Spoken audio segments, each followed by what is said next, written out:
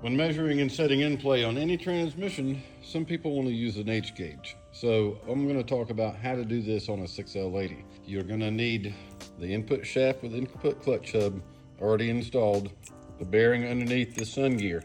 Do not install the planet yet or the drum.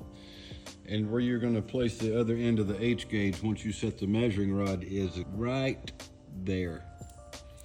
What I have is 23 thousandths. I need to adjust that clearance.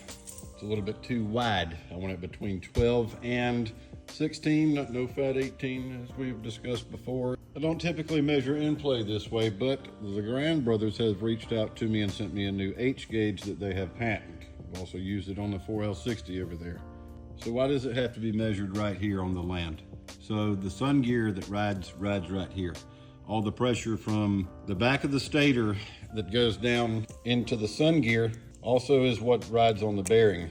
In play is not measured by the shim that goes on the back of the stator that is right here for the drum. We're going to use a KO146 by Superior Solutions.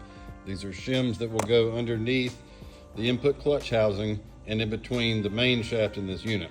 To get my clearance within the window, I'm going to use a 10,000 shim, and it goes underneath the bearing that is between the main shaft and the input shaft of clutch hub. So there's a bearing that's underneath here that rides on the hub on the bottom. We'll take the 10,000 shim and place it under the main shaft first, and then the bearing, and then reassemble.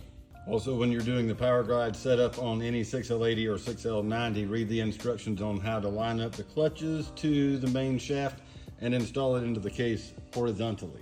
This is how you reassemble everything, and then you take the H gauge and flip it over upside down back on the pump.